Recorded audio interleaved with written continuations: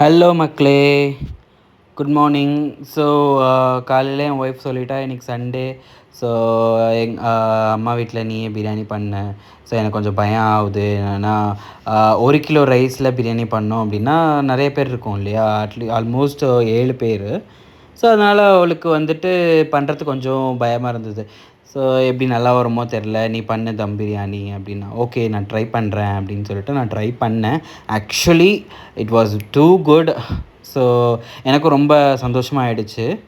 So தம் பிரியாணி நான் எதுவும் எங்கள் அத்தை வீட்டில் பண்ணுறதுனால எனக்கு மசாலாஸ் அதெல்லாம் எங்கே இருக்குது அப்படின்றது எனக்கு தெரியாது. ஸோ ஆல்மோஸ்ட் அப்படி இப்படி பண்ணி நான் ஒரு வழியாக பிரியாணி பண்ணி முடிச்சிட்டேன்.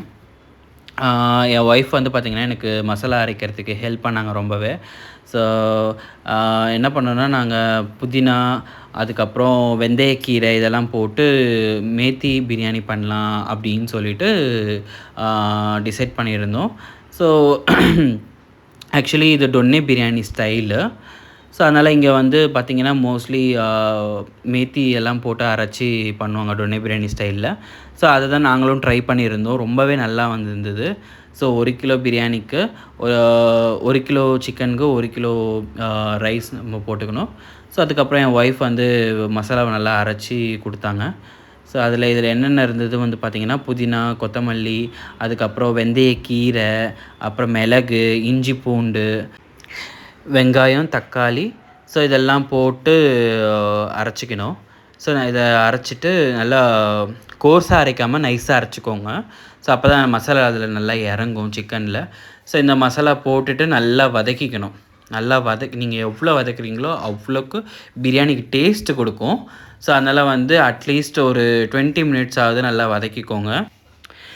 ஸோ இதை வதக்கிற டைமில் ஆக்சுவலாக இதுக்கு ஒரு பெரிய டாஸ்க் ஆகிடுச்சு கைஸ். என்ன அப்படின்னு பார்த்தீங்கன்னா, என்னோடய ஒய்ஃபோட தங்கச்சி வந்து நான் பூண்டு உரிக்கணுமா அப்படின்னு சொல்லிட்டு ரொம்பவே கஷ்டப்பட்டாங்க.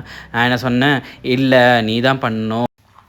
ஸோ அப்புறம் என் ஒய்ஃப்க்கு அவள் ஹெல்ப் பண்ண, பூண்டெல்லாம் உரித்து கொடுத்தா. என்னோடய ஒய்ஃப் வந்து பார்த்திங்கன்னா இதெல்லாம் மசாலா எல்லாம் ரெடி பண்ணிவிட்டு அரைச்சிட்டா. அரைச்சி முடித்த உடனே ஸோ நான் என்ன பண்ணேன்னா, லைக் மசாலாலாம் போட்டு ஒரு 20 நிமிஷம் வேக வச்சுட்டேன். அப்புறம் இங்கே வந்து பார்த்திங்கன்னா பாஸ்மதி ரைஸு. ஸோ 80% நம்ம வேக வச்சுக்கணும். ஸோ வேக வச்சுட்டு அதுக்கப்புறம் தண்ணி எல்லாம் வடிகட்டிட்டு அதுக்கப்புறம் இங்கே நாங்கள் சிக்கன் ரெடி பண்ணியிருந்தோம் இல்லையா. ஸோ இதில் நம்ம போட்டு பிரியாணி பண்ணணும், அவ்வளோதான். ஸோ பிரியாணி ரெடி ஆகிடுச்சு கைஸ். நான் நினச்ச மாதிரி நல்லா உதிரியாகவே வந்துச்சு பிரியாணி. எனக்கு ரொம்ப பார்த்தோன்னே ரொம்ப குஷி ஆகிடுச்சு. ஏன்னா நான் நினச்சேன்னா குழஞ்சிரும் அப்படின்னு நினச்சேன். பட் ஆனால் அந்த மாதிரி ஆகலை. ஸோ ஆல்மோஸ்ட் நல்லாவே வந்திருந்தது. ஸோ டேஸ்ட்டும் வந்து பார்த்திங்கன்னா ரொம்ப சூப்பராகவே இருந்தது. எங்களுக்கு ரொம்ப பிடிச்சிருந்தது டேஸ்ட்டு கூட. ஏன்னா இது நான் ஃபஸ்ட் டைம் பண்ணேன் எங்கள் அத்தை வீட்டில். ஸோ நல்லாவே வந்திருந்தது. அப்புறம் பிளேட்டிங் போடலாம் அப்படின்னு சொல்லியிருந்தேன். ஆல்மோஸ்ட் டைம் ஆகிடுச்சு இல்லையா. ஸோ அதனால் வந்துட்டு என் மச்சானை கூப்பிட்டு அவனுக்கு நான் பிளேட்டிங் போட்டுட்டேன். ஸோ இதுதான் அந்த பிளேட்டிங்கு. ஸோ அவனுக்கு பிளேட்டிங் போடும்போது கொஞ்சம் பயம் இருந்தது, எங்கே நான் கம்மியாக போட்டுற போகிறனோ அப்படின்னு சொல்லிட்டு. நான் அவன் நல்லா சாப்பிடுவான்றதுனால நான் கொஞ்சம் ஜாஸ்தி அளவுக்கு அதிகமாகவே ரைஸ் போட்டுட்டேன். அவன் அதுக்கப்புறம் மாமா நீங்கள் எனக்கு இவ்வளோ போட்டிங்களே அப்படின்னு சொன்னான். அதான் இல்லை நீ சாப்பிடுவேன்னு தெரியும் அதுக்கு தான் அப்படின்ட்டு. அப்புறம் நான் டேஸ்ட் பண்ணி பார்த்தான், நல்லா இருக்குன்னு சொன்னான். ஸோ எனக்கும் ரொம்ப குஷியாகிடுச்சு. சரி ஓகே அப்படின்னு சொல்லிட்டு. ஸோ பிரியாணிக்கு என்னென்னலாம் பண்ணியிருந்தோம் பார்த்திங்கன்னா, பிரியாணி, பச்சடி, அப்புறம் 2 முட்டை. ஸோ அவ்வளோதான் guys, Sunday special. So thank you so much. Bye bye. Please like and subscribe. See you on next video.